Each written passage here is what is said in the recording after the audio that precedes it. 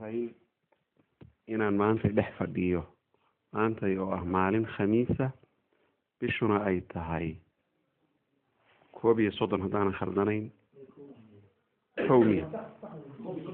koobiyo soddonkii bishii saddexaad 2016 shirkii nabadeynta ahaa iyo gogoshii muddada taallay magaalada Dharjaalle ee labada beelood ee walaalaha ah ay isugu yimaadeen aad baan ugu faraxsanahay waxaan kaloo ka mahad celinayaa shirka in laygu casumo oo laygu marti qaado iyadana oo ka mahad celinayaa taariikhda waxa laga dhaxlaa oo laga faa'iidaa waxay tahay wixii soo maray oo wanaag ahna in lagu daydo oo la ilaaliyo oo dib loo raadiyo wixii khaldan oo taariikhda soo marayna in laga taxadaro oo laga digtoonaado waxaynu wada ognahay dhalashada ka sokow labada reer waa laba reer oo wada dhashay oo hal biyo ku wada abtirsanaya dhalashada ka sokow haddana waxaa jiray xiriir badan oo hadday tahay deegaanka Soomaalidu atay hore u tiri oo de abka dhow marba waxaa jira nin walaalkaayo kula dhashay laakiin aydan wada dhaqmin oo aad kala fogtihiin waxa kaaga soo kamaraya kan kula dhaqmay oo jiiraanka ah oo deris wadaaga aatiin oo ooda iyo wadada iyo ceelka iyo colka iyo kulli aad wadaagtaan diinta iyo shariicaduna waa tilmaantay waxa weeye arrintaas waxaa la yaqaanay taariikh wanaagsan oo qurux badan oo bilowgeedii ilaa iyo dhammaadkeedii dhammaanteed ku qorayd baaldahaba ku qoray taariikhda kaga qoray labada reer dhalashada marka laga yimaado waxay lahaayeen xulufaysi waxay lahaayeen wax wada qabsi cadowga hal meel bay uga soo wada jeedeen waxay lahaayeen isgarabsi dhinac walba marka laga fiiriyo xitaa dhinaca siyaasadeed raggu waa wada xogagaal rag badan oo taariikhda iga badiya waa meesha fadhiya arrintaas waxaa la rabaa wixii hadeerka soo gaaray oo jirana in la adkeeyo taariikhda wanaagsan wixii ayaamihii dayaca ahaa iyo ina soo marayna in la tirtiro oo la soo celiyo xulufaysigii iyo iskaashigii iyo wax wada doonadkii iyo deegaan wada difaacii iyo cadowga meel looga soo wada jeeday in la ilaaliyo oo dib loo soxo waxaadna ogaataan waa mas-uuliyad maanta inteena halkaa fadhida ina wada saaran taariikhda wanaagsan oo aynu ama soo gaadhnay ama sheekadeeda soo gaadhnay haddaynu soo celin weyno waa mas-uuliyad berrita layna weydiinayo maantay dadka hadeer jooga taladooda waxbaynu ku leenahay haddaynu dhinacasan oo wanaagsan u talin weyno oo dhinacasan u kaxayn weynana berrito ilaahay hortiisana waa layna weydiin doonaa taariikhduna wayna weydiinaysaa waxa aynu dhaxal siinayno xumaha iyo waxa aan fiicnayna waxay noqonayaan dhasheena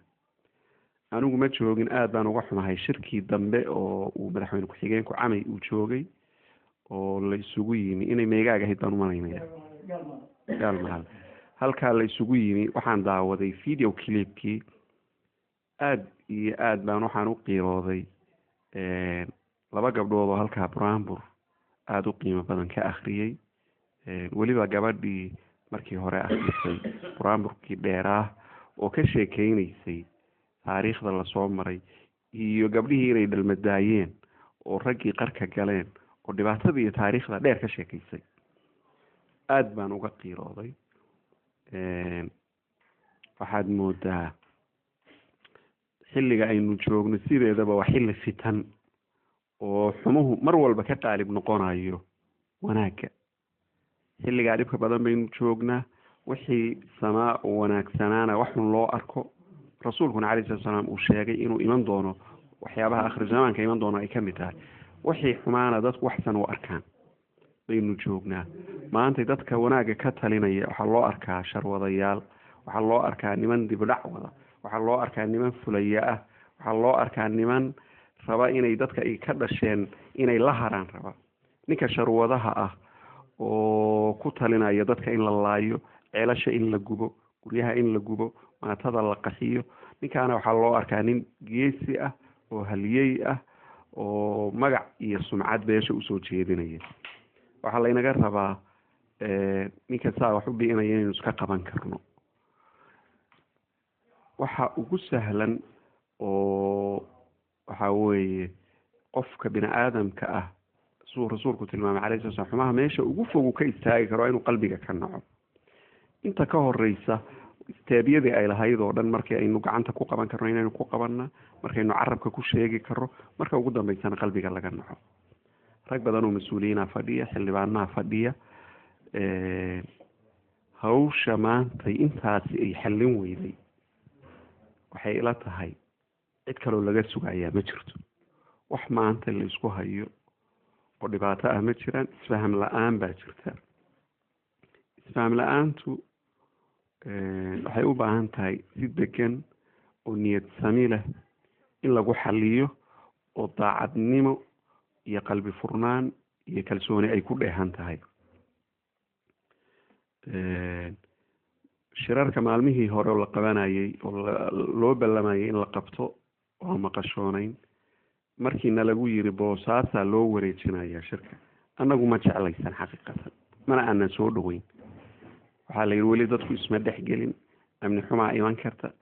keeraa iman kara, waxaasoo dhan waxaan u arkaynay inay ahayd waxyaabaha wax kala fogeynaya. waxaa la rabaa sida haddeer aa ugu dhiirateen in halka la wada fadhiyo, marar kalena in la tago deegaanada kale la tago oo beesha Muuse Saleemaan loo tago, iyadu gogasha dhigto oo raggu halkaa habeenna jiifaan, oo hoos loo sheekaysto oo kor loo sheekaysto oo xaafaduhu isdhex galaan. waxaa weeye xilligaynu maantay joogno haddaynaan iskaashan oo cududeenna aynaan midayn oo aynaan cadowga hal iskoob ku wada fiirin, dhammaanteen waxaynu noqonaynaa niman u dayacan oo u nugul cadowga isaga ah. waa la socotaan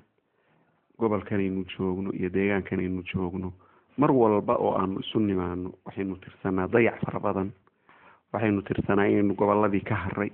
waxaynu tirsanaa deegaanadii horumar inaynu ka haray, waxaynu tirsanaa qabaa'ilka degan waxay tirsadaan qabaa'ilka horumarka siyaasadeed ay gaareen iyagu inay ka hareen, horumarka deegaan ay gaareen ay ka hareen, horumarka isdhexgal ay gaareen inay ka hareen. waxaasoo dhan iskama iman ciladaha keenay. ciladaha ilaa la suuliyada tegi mayaan. ciladaha keenay waxaa ka mid ah tanaa haddeer u fadhidaan inaad xalisaan, qayb bay ka ahayd. niman wada dhashay oo guri wada degan oo ceelkii iyo wadadii iyo degsiimadii iyo intaba wadaaga oo haddana isu arkay inay cadow isu yihiin. haddii deegaankaasi ma hormari karo, dadkaasina ma hormari karaan, laismana dhexgeli karo, waa dhibaato. laakiin marka ay taasi baxdo oo ay soo noqoto isdhex markii, oo ay soo noqoto waxwada cunkii, oo ay soo noqoto deegaan wadaagii, waxaa imanaysa marka in loo tashado deegaankan aynu wadaagno, aynu hormarino, aynu ceelal qodno, aynu dhuxul shallagoynaya ka joojino, aynu wadooyin samaysano, aynu maamulka iyo nidaamka jira inagoo isku duuban u tagno oo niraano maxaa naga damacdeen oo deegaanka iyaga ka damacdeen. markaasay soo baxaysaa tashiga iyo wanaagga iyo waxwada qabsigu markaasuu imanaya. taariikho badan oo ayaamihii u dambeeyey ina soo marayay waxay ina dhaxal siiyeen waxa aynu maanta ku aragno deegaanka aynu joogno oo horumar la-aan iyo dib u dhac ah. waxaad wada ogtihiin oo qof walbo hadda halkaa fadhiya uu maqashoon yahay nimankii halkaa soo maray adduunyaha faraha badan watay inay u socdeen deegaanadeena, inay u socdeen 6 bilood ka hor ama 5 bilood ka hor qayb iyagaa ka mida inay yimaadeen, inaysan dawladdu ka hadlin, inaysan qabaa'ilku ka hadlin, inaysan cidna ka hadlin, dawlad dhexan ka hadlin, mid gobol baan ka hadlin, mid federaalan ka hadlin, cid kalaan ka hadlin. nimankii meesha waa isa siiyeen, ceelashii bay barteen, degsiimadii bay barteen, meelaha dhufayskale barteen, meelaha biyahalay barteen, meelaha looga iman karay barteen, dadkii bay dhex galeen. kadibna qayladhaantoodii waa tii 4 doonyoodoo buuxa lasoo diray. 3 doonyoodna waa wada socdeen, doonna gaar bay ka ahayd. marka badda joogaa dadka ilaahay ku badbaadiyey. markabkaasaa wuxuu dareemay maraakiibta waxaa saaran qalab detected ah oo lagu ogaan karo masaafada waxaa usoo jira waxa noolaha saaran, oo wuxuu tilmaamayaa signalka wadnaha uu dhixiyo. wuxuu ogaan karaa markabkaasi doonta halkaa maraysa inta noole oo saaran 10 wadne 20 wadne, qof 2 wadne lama jiro buu ogaan karaa. waxay ogaadeen doonyaha kan tiro fara badan oo kalluumaysato ka badan oo dadkii caadiga ahaa ka badan inay saaran tahay. inay hubiyaan bay usoo dhaqaaqeen. nimankana waa ka war heleen, raggoodii bay la tashadeen. amar waxaa lagu siiyey 3 doonyood oo ku beegnaa soona Garacad iyo Jariiban inay halkaa xeebta kaga degaan. doontii soo dhaaftay oo garmaal ku beegnayd inay halkaa kaga tagto. hadday dhici lahayd inay 4 doonyood iyo ragga saaran ay soo gudbaan oo degsiimadeenna ay yimaadaan, oo raggii ka horreeyey oo muddada diyaarinayay sahayda iyo saadka diyaarinayay ay ishelaan, ka warrama miisaanku intee la ekaan lahaa. dhibaatadaas dhacda waxay noqon lahayd Toorobooro iyo Afghanistan sidii loola diriray in loola diriro la yiraahdo 1,000 nin oo argagixiso ah oo hubaysan baa waxay galeen deegaanada buuraha bari ku yaala. kadibna la yiraahdo dadka degsiimada degan ha laga guuro, waa la duqeynayaa. deegaankaasi saa ku baabao. awal Bugaari waa iyo deegaan go-an oo aan cidi tegin ahaa, rasmi inuu u go-o. cid allaale ciddii damacday inay soo aadana lagu calaamadiyo la yiraahdo waxay la leeyihiin gacan saar. gaadiidka soo leexanaya laamiga in dhalinyarada laga rogo, in baabuurta la xirxiro, in raashinka loo diido baa iman lahayd. ilaahay subxaana watacaala dadkan waa dad iska masaakiina, iska xalaal quuta ah oo xaaraantu kolley waagi hore ku yarayd. dhagartii ay wadeen iyagu ku celiyey, waa tii la jebiyey, halkaa dhibaatadu ay ka raacday. laakiin mid waa inaynu wada ognahay, nimankani waa niman nidaamkoodu adag yahay, diyaargarowgoodu adag yahay, argoosigoodu dhib badan yahay. niman sahal ku maqan hadeer maaha, qorshay ku maqan yihiin, ku talagal bay ku maqan yihiin. allah u naxariistee waana maqlaysin saakay ninkii wasaaradda maaliyadda gobolka mudug haystay, gaada yare iyo raggiisii saafkiisii iyo raggiisiiba inay saaki laayeen. allah u naxariisto intii halkaa ku dhimatay, intii dhaawactayna allah u boogadhayo. qorshahaas iyo kuwo badan oo kale baa inagu soo maqan, oo Puntland ku soo maqan, oo degsiimooyinkeena ku soo maqan, oo ay ku talagalayaan inay meel walba oo dadku joogaan inay gaarsiiyaan. dadkii ka tashan lahaa oo qorshaha ka yeelan lahaa waa dada kan kala irdhoobay, oo colaada la dhex dhigay, oo fitanka la dhex dhigay, oo qeybtood laga yaabo inay qeybta kale ku faraxdo jabkooda oo yiraahdaan daa lug hartay bay noqonayaan.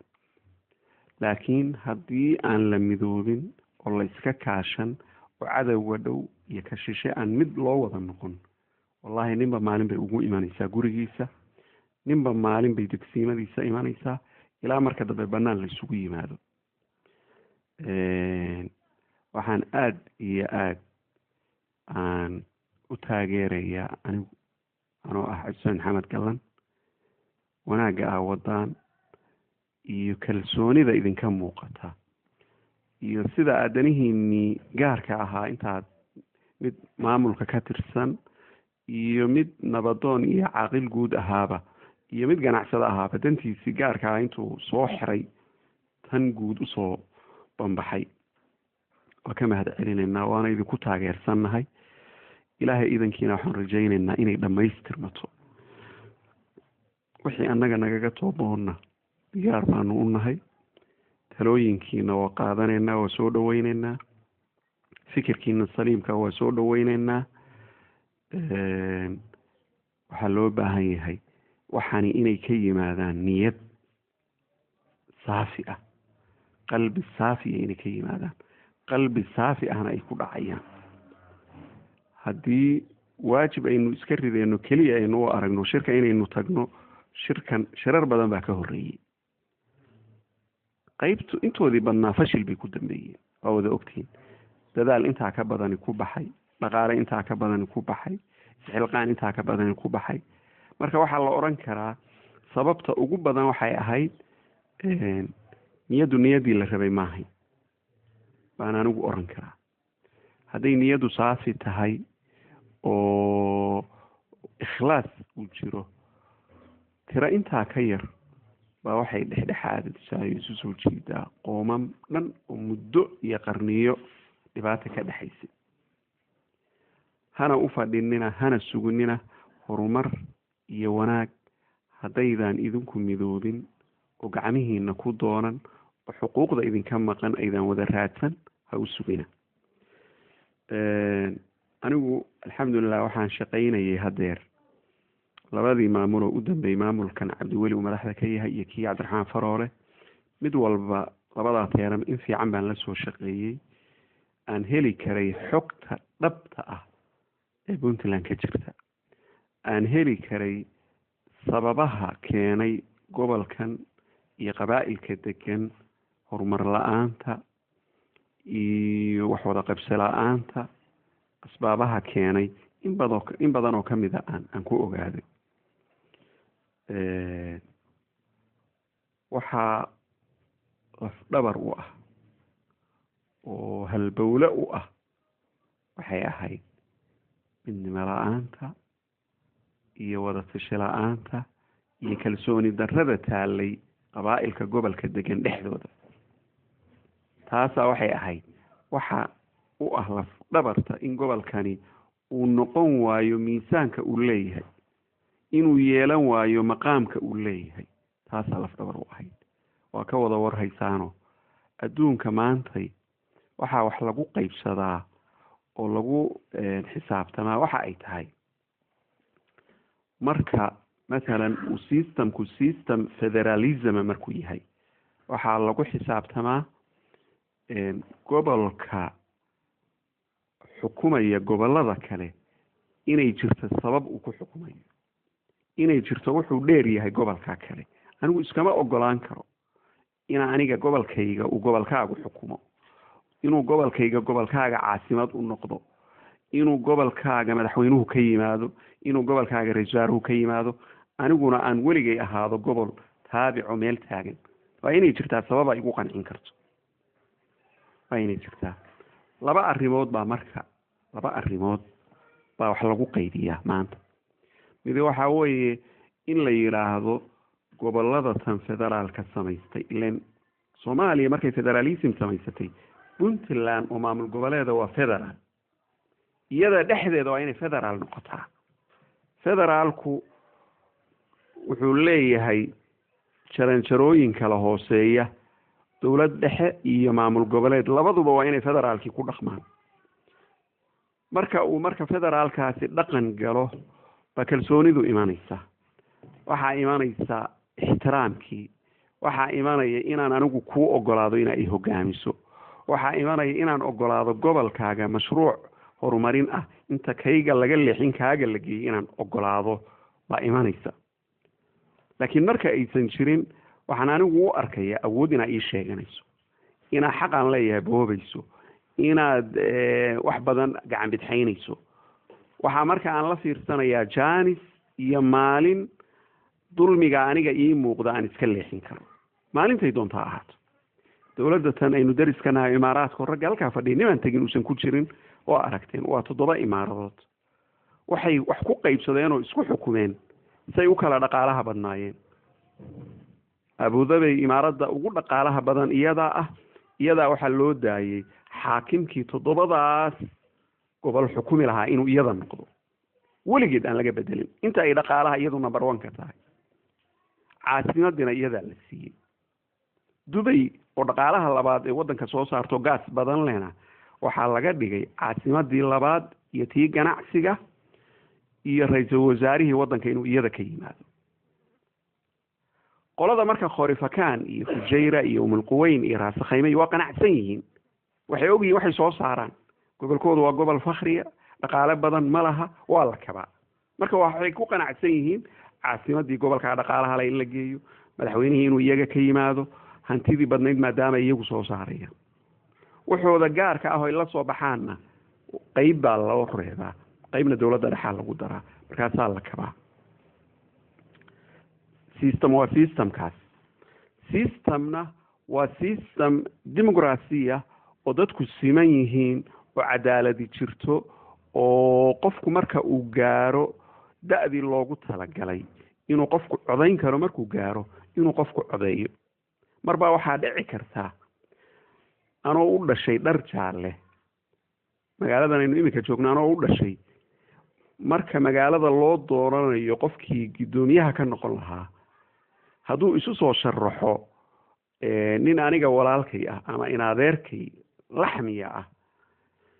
iyo midaanu kala tirsanno wax fara badan aanu kala tirsanno inaan anigu codka siiyo kaa wax badan iga fog sababtuna ay noqoto inaan u arko kaasi inuu magaalada wax badan ku biirin karo inuu kan aniga ila dhashay magaalada uga turid badan yahay inuu uga aqoon badan yahay inuu wax badan kusoo biirin karo marka taas waa taa dimuqraasigo la gaaray oo qof walba codkiisa bixinayo qofkii markaa codkaa mutaysta baa dadkaa hogaaminaya xisbigii codkaa mutaysta dadkaa hogaaminaya wax walbana wax transparency iyo accountability leh wax lunsanaya male ninka xisbiga haysta xoolaha walaalkii u rari mayo tuuladu ka soo jeeday intuu muraayad iyo dhalo ka dhigo tii laga soo doortay cidla kaga tegi mayo hantidii la keenay kuma tagrifali karo isagoo bartanka maraya baa wiil yar oo 18 jir oo codbixiye ah wuxuu leeyahay waxaan rabaa in la qanciyo oo la ituso gobolkayga iyo magaaladayda hantidii ka soo baxday meesha la geeyay iyo sida loo maamulay xaq uu leeyahay wala soo fariisanaya waxa loo sharaxaya hantidii gobolkiisa ka soo baxday intay ahayd meeshay ku baxday waxa ka yaala waxa lagu qabtay wixii dhan markaas qofkii qancayalkaas ka baxaya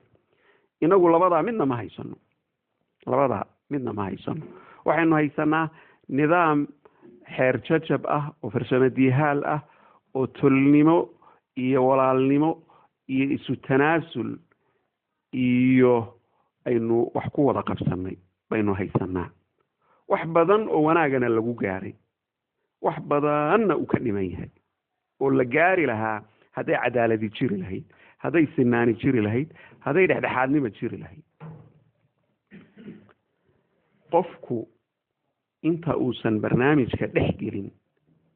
waxaa laga yaabaa wax badan baa ka dahsoon oo ka qarsoon anigu Puntland 2002 baan in 2001 bishii 7 baan Puntland usoo guuray intii badnayd oo ka dambeysayna waa joogay inta aanan systemyadii Puntland ka jiray aanan ka mid noqon oo maamulada ku biirin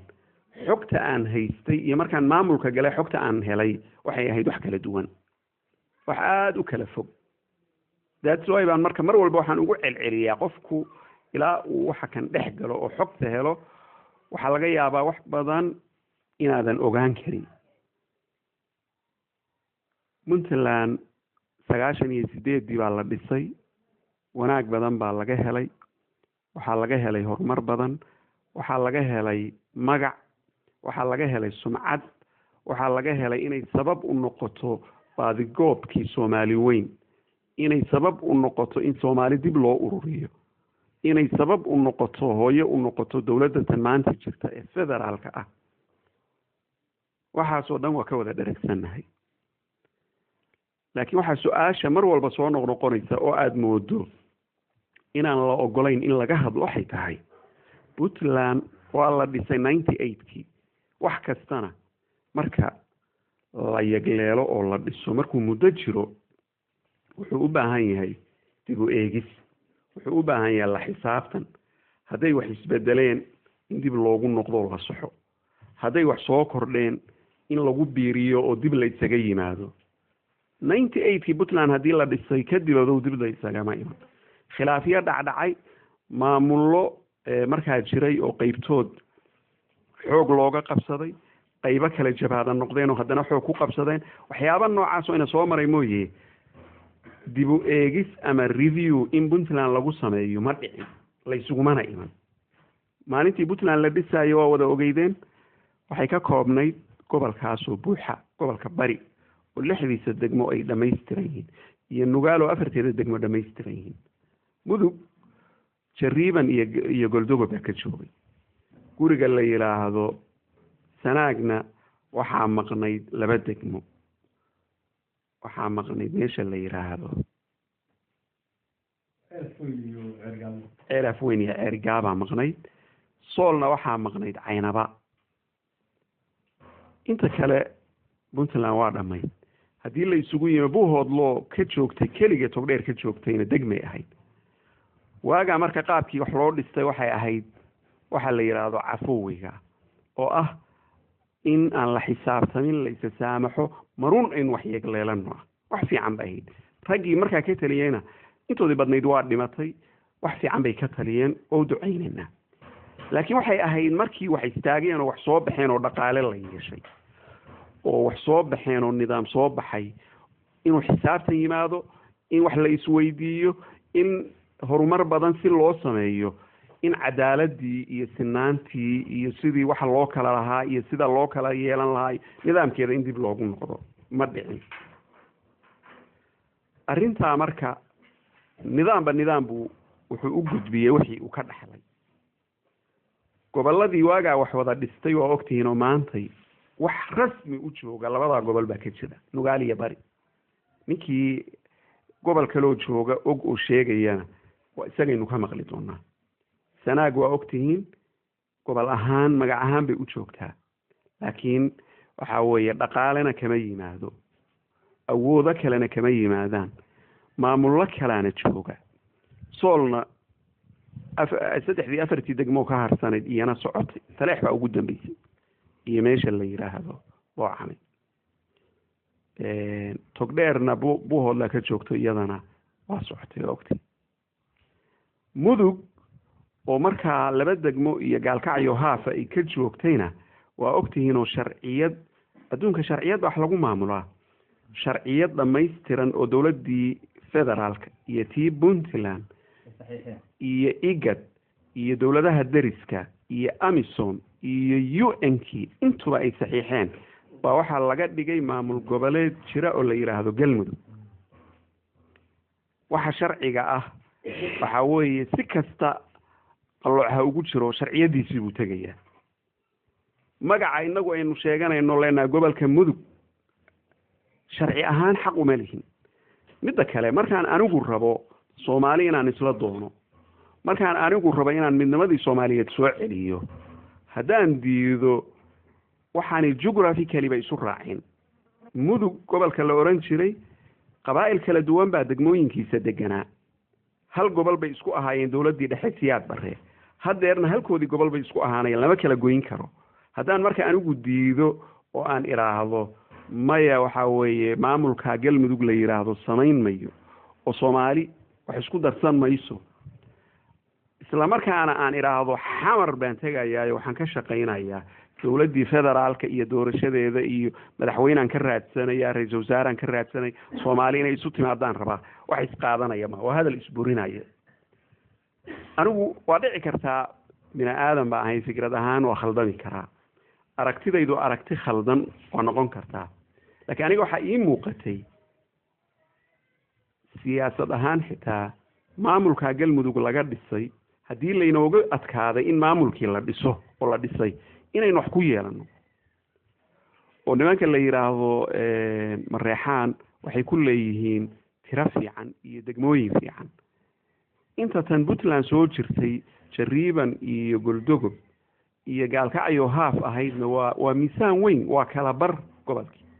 marka ay xagga raacaan oo maamulka noqdaan maamulkaas wuxuu ka koobnaa Galgaduud iyo Mudug Galgaduudna laba degmaan ku leenahay marka qabaa'il loo wada hadlo Mudugna laba iyo bar baan ku leenahay afar degmo iyo bar waana 9 degmo waa kala bar waxaynu u tartami karnaa madaxweynaha caasimadaynu qaadan karnaayo gaalkacyo caasimada laga dhigi karaa sidii Berlin oo kale darbiga inta la jiriyo ba caasimad ballaaran waana meel ku haboon oo dhexdhexaada oo Soomaali oo dhan xudun u ah caasimad waxay noqon lahayd caasimadaha xamar maaha inta kale oo dhan ka sarreysa ka baaxad weyn kana istiraatiijisan caasimadan qaadan karaa madaxweynahan u loolami karaa tirada ugu badan oo xildhibaanadan qaadan karaa tan golaha wasiiradan qaadan karaa waxaasoo dhan waxay ahayd wax siyaasad xumo ku dhacay taladeedana waxna lagama siin marka aan leeyahay waxna lagama siin waxaan ka hadlayaa Puntland marka ay tahay waa inay taladu ay tahay wax halkaa yaala oo ninka bari ka soo jeeda iyo ninka nugaal ka soo jeeda iyo ninka gobolka loo Puntland ka tirsan ka soo jeeda talada waa in la wadaagaa taladii galmudug lagu diiday oo lagu dagaalka lagu galay oo shidada ku timi oo dhibaatada ku dhacday talada inaga wax laynagama siin gobolka bari wax lagama siin rag baa talada maroorsaday oo qaatay ilaa hadeerna ay halkaa u suran tahay talada colaad baa la galay dagaal baa la galay dhaqaalihii naga dhaxeeyay Puntland oo ninka bari ku dhashay iyo ninka nugaal ku dhashayba ay wadaageen oo dhaqaalaha xooggiisa uu gobolkan ka yimi baa waxaa lagu burburiyay gaalkacyo saanadii halkaa la geeyey iyo budgetkii ku baxay wuxuu noo qaban karay wax fara badan oo horumar ceelal fara badan buu qodi karay wadooyin fara badan buu samayn karay tababaro badan buu shaqaalaheena iyo askarteena iyo dadkeena u siin karay wax badan oo wanaag u samayn karay tala xumadii waxaa lagu darsaday in iyadana lagu takrifalo hantidii la wadaagay oo meel halkaa lala aado wixii la doono laga sameeyo khasaaradii ka timi anaa laygula soo noqday oo aan talada wax layga siin inaan marka ka hadlo oo idhaahdo war talada ama isku filow oo haddaa taladii aniga wax iga diiday waxaaga dhaqaalihiisa iyo difaaciisa iyo qorshihiisa isku filow ama talada aan wax ku yeesho haddaa rabto inaan wax ka difaaco dhaqaalaha aan wax ka bixiyo qorshaheeda aan wax ku yeesho waxaad moodaa arrimaha ismaandhaafka keeni kara oo khilaafka keeni kara oo burburka keeni kara ka mid yihiin dadku maantay uma baahna wax dib u celiya waxay u baahan yihiin wax hore u kaxeeya meesha la joogo in laga kaxeeyo anigu nin weyn baan ahay waa dareemi karaa maantay Puntland ma qaadi karto colaad nin iyo labo ay wadaan iska dhaaf wax ka badan ma qaadi karto maanta Puntland cadow shishe iyo mid la soo dhaxgeliyay iyo mid geesaha ka fadhiya intaba waa leenahay laakiin anigu waxaan rabaa si aan cadowga wax uga difaaco si aan Puntland tan magac ahaan hadeer u jirta magac ahaan bay u jirtaa inay noqoto real Puntland la taaban karo inay noqotaan anigu rabaa waa in la ila fahmi karo waa inaan aniga la oran marba haddaan ka hadlo arrimaha waa inaan la oran ninkaasi waa burburiye wuxuu rabaa Puntland inuu kala furfuro wuxuu rabaa Puntland inuu kala geeyo wuxuu rabaa inuu kala kaxeeyo dadkii wada dhashay waa inaan la oran waa in aniga la iqancin waa in haddaan khaldanahayna marka la iqanciyo ay ka soo dhex baxdo inaan khaldanahay haddaan saxanahayna in apologize la isiyo leeyahay waa naga saxan tahay taladina adaa hela waa in la oran karo aan waxaan aaminsanahay qof walba oo halkaa fadhiyo ragga ka mid ah Puntland taladeedu inuu wax ku leeyahay sixitaankeeda inuu wax ku leeyahay difaaceeda inuu wax ku leeyahay ilmaade rayaalo haddaan khaldanahay idinka ay qabanaya Puntland hadday goboladii wada dhistay ay kala tageen sababtay doonaan ku kala tagaan ma waanaan xaq u lahayn in la isu yimaado oo la yiraahdo war ama aynu goboladii isu soo celino oo awoodihii dib isugu ururino ama inta hartay nidaam ka dhaxeeya oo ay wadaagaan oo kuwa ka tegay oo ka baxay aysan la wadaagin aynu samaysano xaq ma u leenahay Soomaaliya haddaan khaldanahay oo khaldanahay in la diido marka la ignore gareeyo la yiraahdo lama samayn karo la isuma iman karo taladaana lama soo qaadi karo 5 sano noo dhiibto 5 markay dhamaato 5 kale noo dhiibto maalin walba xaafad iyo reer ay si gaar isu abaabulaan oo yiraahdaan taraha iyagii baa soo socda haddaad ka hadashana la yiraahdo taraha iyagii baa carqaladaynaysa ama teeramka iyaga carqaladaynaysa arrinta anigu waxaan u arkaa arrin haddaynaan maantay ka hadlin oo aynaan maantay ka talin meel fog in laga dooni doono anigu su'aalo badan baa la weydiiyey oo ragga qaybtooda maskaxdooda ku soo noqonaysa waxaa ka mid ah gallan barasaab 5 sano wax ku dhow buu ahaa waxaanu akhrinayo oo ka hadlayo iyo belada tan oo hadeer arko way hore ugu arki waayay su'aalaha waa la weydiiyey meediyaha la iga weydiiyey cabdi weli laftigiisa ay weydiiyey habeenkii uu maalintuu ka soo noqday Kismaayo waatuu habeennimadii soo wacay isaga iyo madaxweyne ku-xigeenka waataan ugu tegay Boosaaso saan idinla hadlayo oo furan baan ula hadlay wuxuu igu yiri Gallanow waxaana ka hadlayso markaa barasaabka ahayd maxaa uga hadli weyday dowladda Cabdiraxmaan Faroole kama hadli jirin aniga xukuumadayda intii adigu barasaabka ahayd kama hadli jirin markii xilka laga qaaday oo aad xilka ka degtay way uga hadlaysaa waxaan iri waa ka jawaabayaa adigu mid iiga jawaab xilliga aan ka hadlay ana sababayn doono cilad bixin doona laakiin waxa aan ka hadlayo wax jira oo dhaba ma yihiin samaha taa horta iiga jawaab waxba ka jira waxa ka hadlayso waxba ka jira haddaba waxaan ku iri ana sababaynayo anigu maalintii aan ahaa gudoomiyaha gobolka oo teeramkaaga hadeer ahaan ahaa waa tii tusaale yar baan kuu soo qaadanayaaye taliyaha qaybta gobolka bari ninka ka ah khalad buu sameeyey nin dhalinyaro ah oo ganacsado ah oo reer bari ah uu si khaldan wuxuu u isticmaalay powerkiisii iyo awoodiisii power abuse buu sameeyey hantidiisii buu ninkii ka boobay hanti kalena waa weydiistay markuu ka waayana xabsigu dhigay arrinta guddiga nabadgelyada 7 xubnood baanu ahayn isagaan ka reebay 6 iyadii kala jeelka ugu tagnay ninkii oo xiran waxaanu ka soo qornay statement dhammaystiran hay-adihii dawladda amniga oo dhan baa ila socday reportkii oo dhammaystiran oo aan soo daabacay lacagaha uu ninka ka boobay oo ka dhacay xawaaladihii bixiyey shirkadda sahalka bixisay markhaatiyaashii wixii oo dhammaystiran man kuugu keenay Garowe waxaan soo raacay warqad barbawsal ah nin la yiraahdo aamusane ninkii yaqaana garanaya oo nin korneyl oo barbaraati ah oo aad u qiimo badan aan taliyaha qaybta gobolka bari u soo barbawsal gareeyay waxaan ku iri hadaan been sheegayo madaxweyne ku-xigeenka ku dhinac fadhiya markhaati ka ahaa wixii aad igula hadashay iyo wixiina dhex marayna waa ogtahay waxaanan aaminsanahay sababkii dikreetadayda soo dadejiyay inaan xilka igaga qaato inay arrinta ahayd marka waxaan ku yiri wax ka badan oo aan ka hadli karay ma jirto inta yarta oo aan xaq u lahaa oo sharcigu ii ogol yahay oo awoodahayga ka mid ahayd haddaad xilka igaga qaaday maxaan kaloo ka hadli karaa waa inaan marka la sugo maraanan xil hayn oo aan xor ahay oo uusan ninna igu tagrifali karin banaanka intaan istaago si xorriyad leh aan u hadli karo maantay noqotay haddaba waxaan ku iri waxaa waddanka ka jiro dulmi ah oo jira nin dhalinyaro ah oo aqoon-yahana baa tahay naftaadana u tur ummadaana u tur oo maantay raggii kaa horreeyey waxay khaldeenna adigu sax waxa adigu khaladayna maantay sax magac iyo waxay kuu noqonaysaa wax wanaagsan hambaa kugu jira Soomaaliyada guud inaad u doonato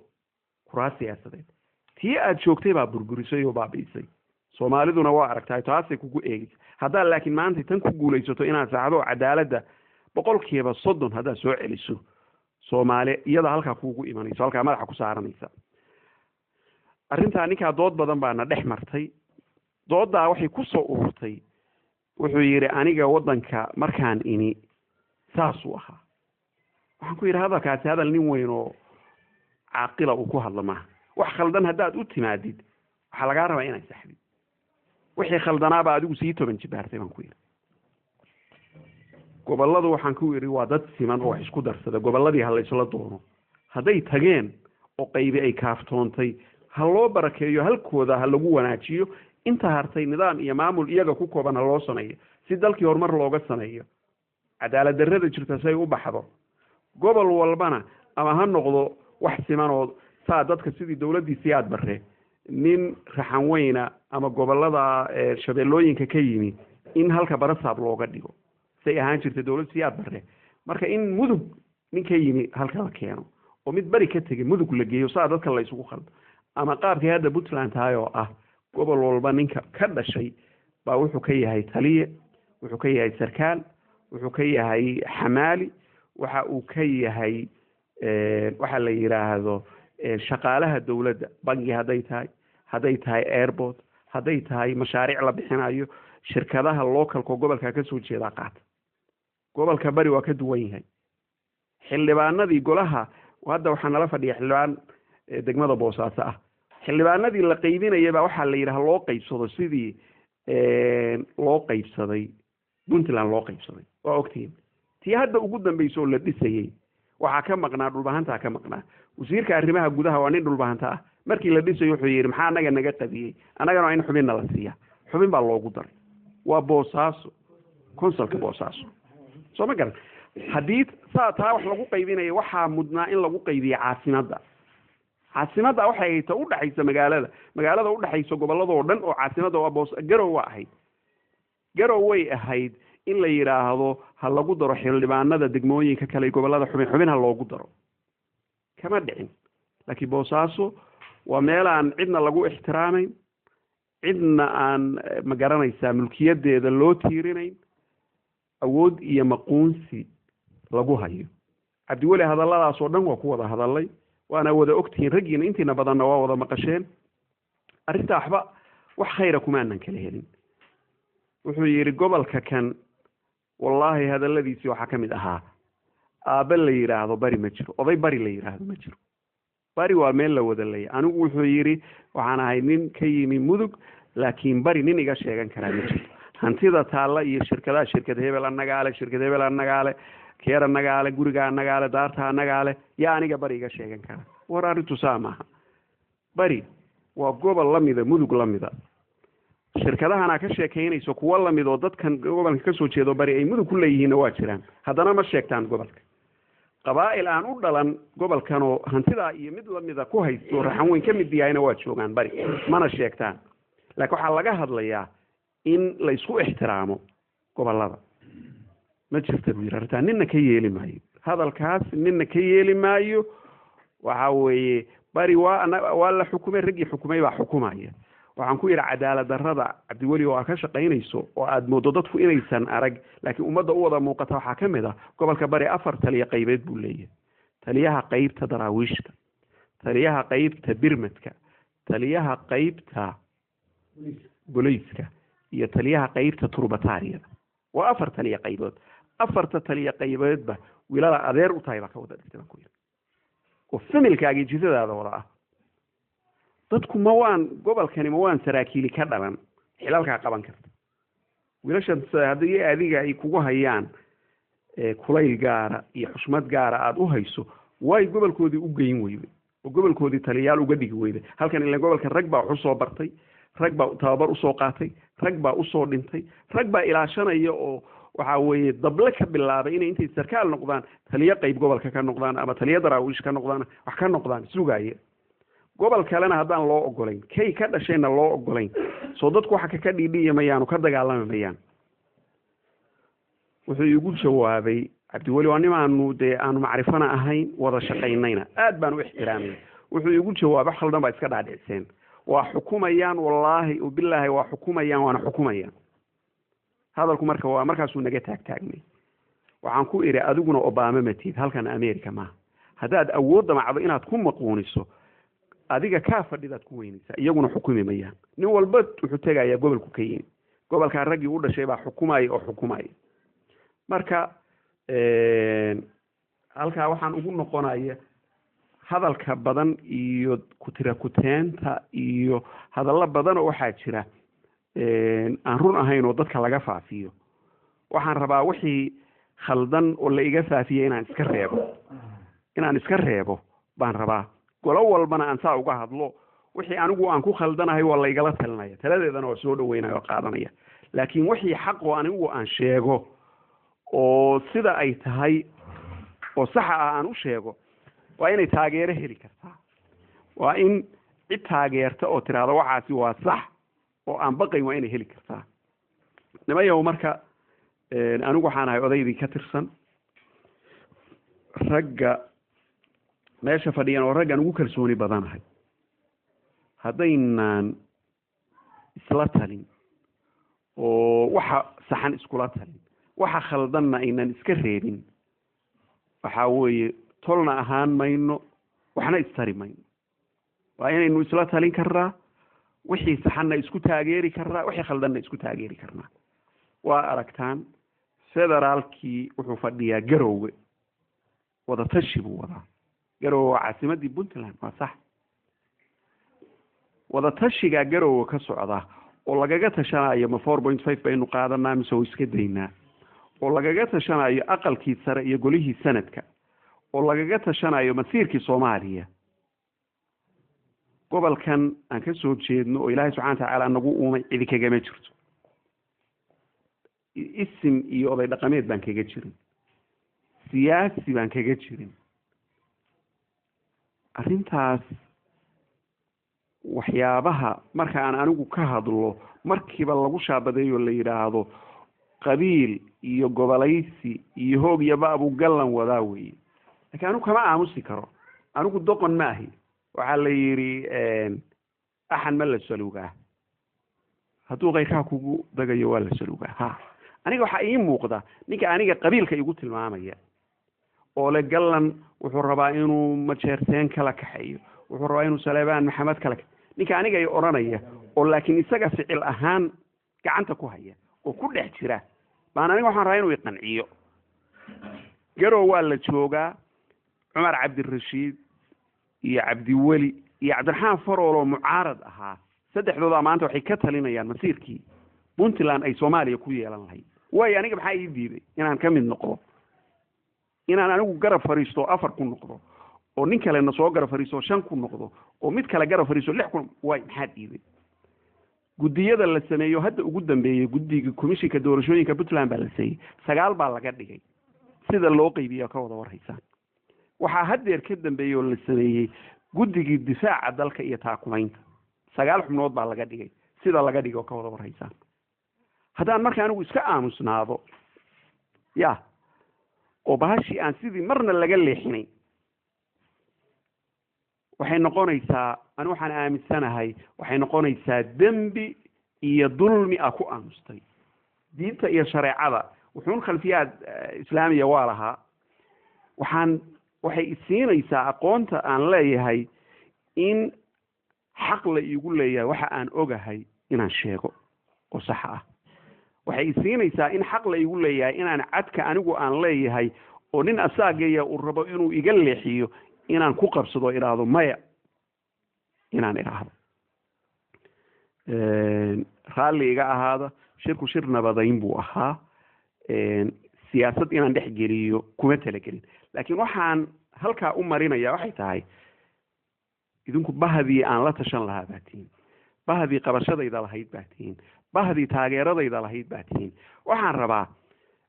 anigu fikirka iyo mabda'a aan aaminsanahay waa kaa aan ka hadlayo mar rabo Puntland inay burburto mar rabo iska dhaaf gabar yar oo foodleeya sabab anigu aan leeyahay inay xariiqi gaarto mar rabo xaasha lillah waxaan rabaa wanaagay nimcadaynu haysano inagoo haysana haddana inaynu xisaabtano wada hadallo si aynu wax ka badan u wada doonan karno u wada duuli karno laakiin haddii la yiraahdo maba hadli kartid haddaa hadashana tii la igu sameeyo kala lagu sameynaya ya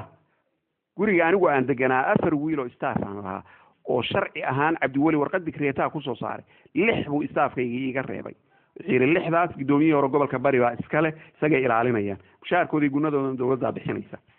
6dii nin baa iga maqnaa 5 baa ila joogay gurigaygan iska deganaa nabad baan ku fadhiyay 20 gaaro technique ah iyo 200 oo beekaam wadato baan galabkii waxa weeye halka nagu soo ekaaday wax kale oo dambi oo aan galay ma jirto inta aan ka hadlayaan ka hadlay Cabdi Walina hortiisaan ka iri idaacad maaha meel kale hortiisaan ka iri marka niman yahow wadanku dulmi nabad ku ahaan kari maayo ma dhacayso waxaad markhaati ka wadatiin oo aad ogtiin 25 milyan oo euro baa Jarmal ku bixiyay hadalkiisii Cabdi Wali meel walba waa xasuustaan muxuu oran jiray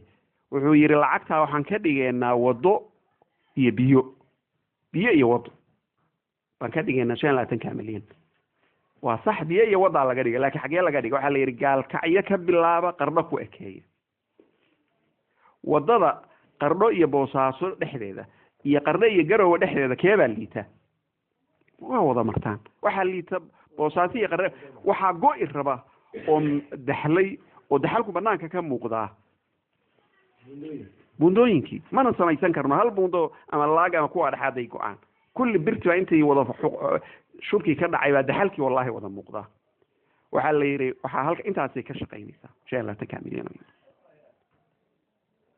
anigu dhulka bariga inta aan hadeer maray dhulka aan maray wallahi inaadan is oran karin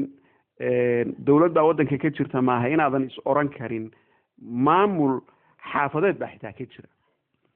cidi isma weydiinayso cidi kama hadlayso haddaa idinku hadeer tagtaan oo aad dabacdaa inaad ka hadashaan waxaa laydin oranayo qabiil baa ku socotaan iyo gobolaysi iyo edabdarre iyo quruma xabsi baa laga yaabaa in laydinku guro waxaan markhaati ka ahay xasan baa noogu yimi boosaaso waa madaxweynihii federaalka soo maaha boosaaso hadduu noogu yimi 2 nin baa kulan gaara la galay oo loo geeyey oo aan dawladda ahayn ma garan kartaa nin wuxuu ahaa ninka la yidhaahdo burhaan shir gaara buu la galay waxay ka wada hadleen soomaaliya waxay ka wada hadleen puntland waxay ka wada hadleen horumarka adduunka taariikha baa laga wada hadlay waxbaa laga wada hadlay ninka labaadna wuxuu ahaa ninka la yidhaahdo amiirka oo wuxuu guddoomiye u yahay guddiga horumarinta mudug ha waa nin dhaqana ninkaana shir gaara madaxweynihii soomaaliya uu la galay oo wuxuu weliba ay ku heshiiyeen gobolka mudug guddigaa ka jira oo la yidhaahdo guddiga horumarinta gobolka mudug inuu madaxweynaha soomaaliya hay-adahana ku xiro dhaqaalana ku taageero see u rabtaan inaan anigu qanco oo aan ku aamuso aniga oday dhaqameedkaygii idinkaa ah isimadaydii waa kuwa markay airportka galayaan halkaa lagu dhufanayay qaar waa kuwa moobelada lala dhacayay oo wiilasha yaryar lahaa jiida oo banaanka u saara qaar xamar bay fadhiyaan jacbel daaje iyo indhaha lagu dhuftay kadibna waa la jiiday cararkii uu cararay xamar buu fadhiyaa una malaynaa inuu weligii soo noqon doono inta kalena waa carari doontaa anigu marka waxaan rabaa in ma ahi anigu addoon la leeyahay ma ahi wiilkaygu wiilkaaga kama fiicnaan karo anigu cabdiweli kama aqbali karo inuu yidhaahdo anigaa kuu talinaya adiga markaan anigu meesha ka tagana wiilkaaga u talinaya ma aqbali karo never suuragal ma inuu yidhaahdo isimkaaga u talinaya oo sarkaalkaaga u talinaya ma suuragal maaha annagu ma nihin dad oramo ah nimankan oramada ah oo la rartay oo aad ogtihiin Itoobiya inay ugu badan yihiin ma waxay idinla tahay in la iska rartay la iskama raran waa horaa la baqsaday iyagoo taariikh hore maanta iyagoo Itoobiya 4 meelood 3 meel ka ah ba waxa iska baacsanaya wiil yar oo ama Tigray ah ama xaari ba baacsanaya waxba ma samayn karaan waa idinka arkay halkaas ku dhamaadeen wadadaas ku dhamaadeen taariikhda inuu hadda ku socono waa taasoo kale moogtahay haddaadan maskaxda ilaahay subxaana watacaala wuxuu kuu siiyey inaad ku xisaabtanto oo wax isku weydiiso anigoo inaan isweydiin karo qabiilka igada waxa kale igada waay gobolkan wiilka ka dhashay uu u noqon waayey wiilka gobolada kale ka yimi wuxuu noqday u noqon kari waayey loogu ogolaan waayey oo ninka isimka gobolkan ka dhashay ninka isimka gobolada kale ka dhashay u noqon waayey oo ninka sarkaalka gobolka ka dhashay gobolada kale saraakiishooda la mid noqon waayey oo ninka siyaasiga gobolka ka dhashay kuwa kale la mid noqon haddii marka inta la dadka maatada masaakiinta dhulkii aanu tagnay oo dadka la hadleynay qayb baanba ogeyn waddankaba cidda ka talisa iyo systemka maba oga qayb baan ogeyn waxay leeyihiin waddanku ma garanaysaa xaaladda uu ku jiro lama socda intii wax ogeyn marka waa inta tan iyo in lamid ah haddaa ku aamustaan oo aad ka gilgilan weydaan oo aad waxa khaldan diidi weydaan hadde waxaa imanaysa idinku waa dhimaanaysaan jiilka idinku xiga waxay arki jireen wiilashiinu aabbayaashooda madaxa ruxa oo sidii hindidii wax walba oo khaldan madaxa ruxaya iyana madaxa iyo futadaba waa ruxaya ka harimayaan kuwa iyaga ka dambeeyo awowayaasha u ahna kuwa la raran doonay noqonaya ilaah baan idinku dhaarshay warshada lacagta samaysa oo money laundering cabdiweli yuu kala tashaday xildhibaanka waa halkaas fadhiya nin baa jeebkiisa 100,000 ka soo saaray xildhibaan oo yir madaxweyne baasha aad daabacatay maba ogi buu yiraahdo meel yani been qofku sheegi karaa laakiin beentaano kale ma been caadiya aniga hadeer inaan ku iraahdo ninka magaciisa ma aqaan ayaan ma ninkaas sheegay ficilka ku xiga yaxye waa ninka hadda aniga ay horfad inaan iraahdo yaxye ima horfadhiyo ma aha been sheegayo waa kibir iyo isla weyni iyo jeesjeesan kugu jeesjeesay cabdiweli inuu baarlamaanka hortiisa ka yiraahdo waxaana umaba maqal lacag miyaa la daabacaa lacag baa taalla war waatan lacagtii adaa daabacay boosaasay taalla adaa amray waxaa ma maqlana dadka kala weydiiya waa jees iyo ihtizaa wey laba wiil cabdifataax maxamed sugulle iyo bashiir cabdullaahi cali gaas labadaa wiil buu u dhiibtay wuxuu yidhi furaha ii haya warshadaa ii haya warqadaha dubay baa looga keenaa habeenkiiba marba $100,000 lagu daabacdaa wadankii waa wada joognaa waa aragnaa lacagta $100,000 oo la daabacayo aniga jeebkayga iyo jeebkaaga lacag baa ka raacaysa marka suuqa sarifka uu shalay ahaa 2,200,000 oo lacagta evaluationka ay keentay 2,500,000 uu tagay macnaheedu waxa weeye $100,000 oo aan sarriftay 300,000 buu iga xaday Cabdiweli $100,000 300,000 buu qaatay oo toosniga qaatay kama hadli karo xildhibaanadii baa ka hadli kari waayey kuwii markii meesha laga baxayna qayb baa la handaday oo waxaa la yidhi wallaahi billaahi haddaydaa waxaa ku jirto kitaab jaamicu aniga ii maray ninkii jeebka ka soo saaray lacagta wuxuu igu yidhi toos baa waxaa la iisoo wacay al-shabaab waa wallahi waxay yidhaahdeen haddaada waxaa ku jirto iyo dabagalka aad nagu hayso haddaadan ka harin waa u dhimanaysaa waa al-shabaab al-shabaabku wuxuu noqday prepaid wax lagu shubto al-shabaabku ma aha jin ma aha waa shakhsiyaad la yaqaano ninka marka al-shabaabku madaxdu anigu aan aqaano waxaan odhanaya hore dhegeyso $10,000 baa halkaa kuugu tuuraya ninkaa la hadal ama dilba uu la hadlaya leeyo waxaa ku jirta daada ka bixi waa dhimanaysa ama madaxu ku dhufanaya ninkii marka ka hadla waa inuu cararaa staff ma wato xaa ma wato dib dambe uma hadli karo maxaa samaynaysaa waxaa ma samayn karo nimayow marka cadaalad darrada iyo dulmiga aan daawanayno eegayno iyo biyaha hoostooda iyada maraya waxa kan quruxda badanayno eeganayno guriga kan tiirar buu ku taagan yahay hadday tiirarku ku taagan yahay dowladnimadu tiirarkay ku taagan tahay waa maxay waa cadaaladda soo ma tiirarka gurigaan ku taagan yahay haddaan arkayno inay jabeen oo dilaaceen haddaynu iska hoos fadhino maxaynu sugaynaa in nagu soo dumo puntland tiirarkeedii waa jabeen cadaalad darradaana burburisay waxaynu sugaynaa puntland inay nagu dunto oo puntland la waayo oo innagana layna waayo oo dhaqankii iyo taariikhdii iyo soomaalidii kale aynu ka hormarnay inaynu haddeer dib tusaale waxaa idinku filan anigu waxaan ogaa puntland oo budgetkeeda iyo miisaaniyadeedu uu ka horeeyo somaliland maantayna puntland budgetkeedu ani 2016 lama socdo 15kii waxaa laygu yidhi 16kii 15kii isku mid bayba ahaayeen wuxuu ahaa $45 milyan puntland somalilandna $210 milyan intee u dhaxeeya 5 jeer ba ya hadeer okay 96 milyan taa anigu 2015kii baa ogaa $210 milyan buu ahaa waa naga deegaan yar yihiin waa naga population yar yihiin inagaa ka fiican oo soomaalida kale iyo xog gudbina xogaaga Ethiopia iyaga uga gudba maahay yani waxaa dareemaysaa horumar baa ka jira warshadaa la dhisay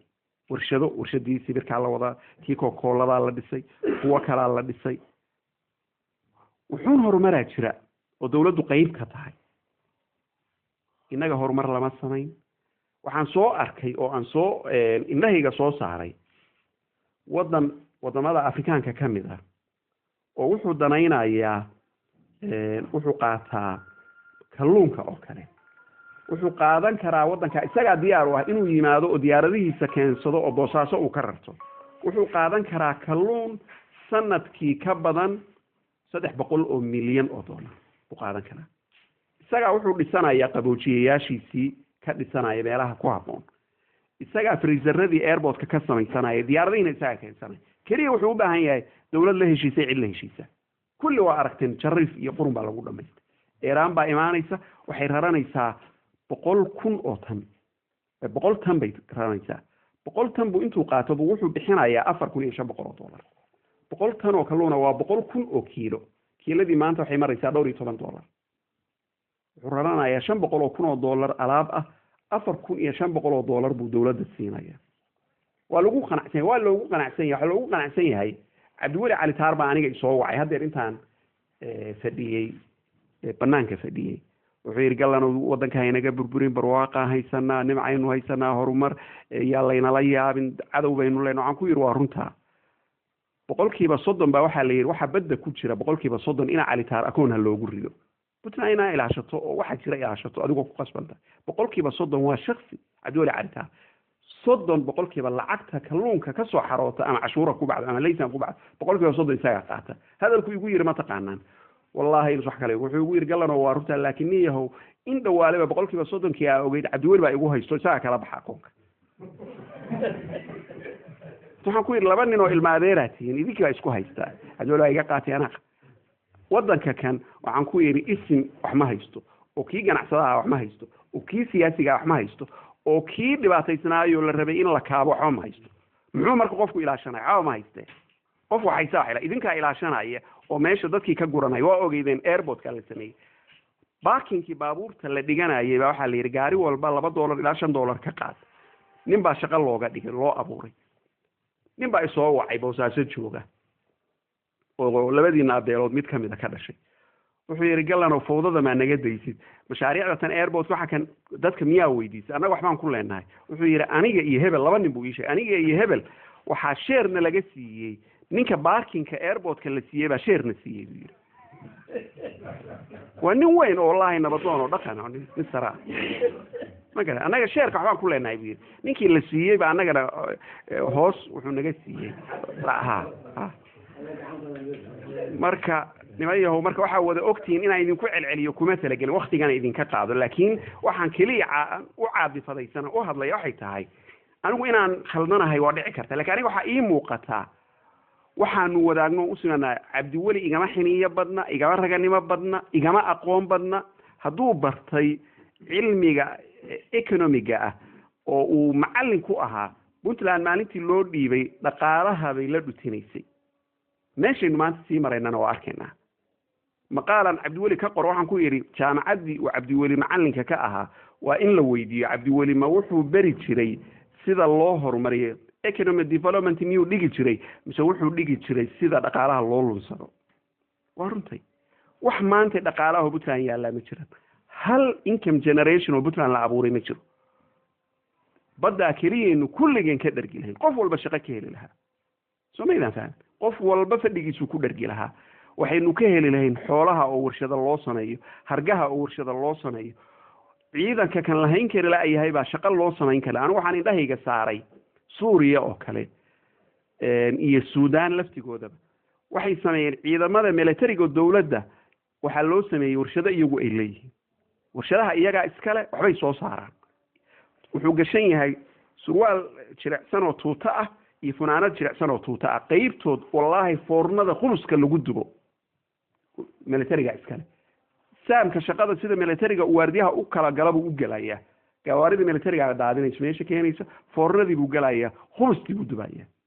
mushaharkiisa waa qaataa lacagta ay halkaa ka soo saaraan nusna dowladda u xaroonaysa nusna wasaaradda gaashaandhigga iyo ragga shaqaynaya baa yeelan iyagii wax soo saaray innaga askarigeena waxba ma soo saaro shil ma soo saaro meelahaas iska hoganaya waxaa ma qabtaan wax ma soo saaraan wixii la siin lahaa waa la lunsaday intaa waa cabanayaan haddii shaqo loo abuuro oo hadda kuwa mariiniska la yidhi warshad kalluumaysi loo sameeyo oo doonyo wax soo jilaabi kara loo sameeyo oo kalluunka iyo waxa ay keenaan percentagena iyagu qaadanayaan percentage dowladda ku darayaan waxa way meehaan anyhow waxa ii muuqda niman yahow wax badan oo la qaban karo oo aan la qabanayno hagrasho waxyaabaha laygu eedeeyey waxaa ka mid ah inaan anigu xamar soo maray $2 milyan soo qaatay rag badan baa isoo wacay iyo weydiiyey waxay yidhaahdeen waxay doontaba ha ahaatee lacagta wax naga sii $2 milyan waa lacag badan waana la kala qaadan karaa laakiin in aniga la igu eedeeyo cabdiweli xamar baan isugu nimid shirarkii 2016 looga hadlayay masiirka Soomaaliya dadkii ka qaybgalaya dad xadidan bay ahayn xamar baan joogay dadka ka qaybgalaya dad kooban hebel iyo hebel iyo hebel oran karo waxa in laga tashado la yiraahdo war 4.5 madan baa noogu jirta mise nooguma jirta shirar gaaro marmarka qaarkood laga geli jira anu shirarkaasaan ka qayb galay cabdiwelina waa isku aragnay madaxweynaha Soomaaliya anigu waa la kulmay xaqna waa u leeyahay inaan la kulmo oo madaxweynaha Soomaaliyeed wasaaraha waa la kulmay wasiirada waa la kulmay dambi ma gelin khaladna ma samayn inaan la kulmo laakiin in la igu cambaarayo sawiradaydii meelaha inta laga soo qaato anu madaxweynaha la fadhiyo ama wasaaraha cid kale la fadhiyo in la faafiyo leema u jeedaan qandaraas buu soo qaatay heshiis wuxuu ku soo qaatay Puntland inuu burburiyo waa arrin يعني aan ka iman karin qof siyaasiya ama qof damiir leh ama qof wax qiimeyn kara uusan oran karin iska oran karin cabdiweli isagoo aan xil hayn buu la shiri jiray isagoo xil hayuu la shiraa isagoo xaggaa joogo xaggaasuba nagaga yimi buu la shiraa kuwa hadda halka jooga u taga oo la shira cidna ma haysato cidma dhaleecayso cidma laakiin waxaa la diidanya nin gobolkaa ka soo jeeda tallaabo 3 inuu sameeyo lama ogola because wax badan oo xarga badan oo xagga xirxiran oo aanan ogeyn baan hadda soo ogaaday oo qaybtood furayaashoodii laga yaabo inaanu helay waxaas laga ilaalinaya lama ogola wadanka kan wadan wuxuu iska noqday meel ku xiran oo ragdabada marsadeen oo marka la damco in la fiiriyo leeyahay waa horta annaga nala hadla intaadaan xagga fiirin nimayo marka horta waxaan idinku bishaaraynayaa gobolkan Soomaaliya marka la joogo haday tahay beesha caalamka iyo haday tahay Soomaali weyn Soomaaliya meesha la qiimeynayo oo ugu miisaanka badan waa gobolka waxaan soo aragnay wadamo iyo kambaniyo danaynaya cornerka aynu leenahay maxaa la yiraahdaa kaliya waxay yiraahdeen isaga kaliya baan waxaanu dhigaynaa maaha deked xitaa maaha waxay sameynayaan deked macmil ah waxay geynayaan shidaalkii waxay geynayaan sahaydii maraakiibta halkaa marta waxay sahayda iyo shidaalka ka doontaan ama markay u baahdaan in la saaro dry dogi la saari jiray doonyaha in la saaro waxay u doontaan salaala waxay khasaaraan waqti iyo dhaqaale fara badan oo shidaal ay ku gubaan haddii halkaa laga sameeyo sanadkii budgetka ay ku qiimeeyeen inuu ka imaan karo sanadkii waa lacag $1 bilyan oo dollar kor u dhaafaysa Soomaaliya oo dhan baa lagu fankarayn karaa aw cidi sameyn lahayd cidi ka hadlay aw cidi doon lama yaqaan lama ogola in la tago lama ogola in magaciisa la keeno lama ogola in qiimeyn lagu sameeyo in dad la geeyo in la soo bandhigo lama ogola cidi uma qaabayso aan waxaan aaminsanahay kaligeed baa waxa loo magacaabi lahaa wasiir ama cid aan shaqo kale lahayn halka kaliya suuq geyso iibisa maalinta ay hirgashana Soomaaliya oo dhan naga martay noqon lahayd ilmaade reyaalo raali ahaada waxaan ku soo gunaanadayaa hadalka uga baxaya ilaahay subhanahu wa ta'ala wuxuu quraankiisa ku yiri يا أيها الذين آمنوا اتقوا الله وقولوا قولا سديدا يصلح لكم أعمالكم ويغفر لكم ذنوبكم ومن يطع الله ورسوله فقد فاز فوزا عظيما السلام عليكم ورحمة الله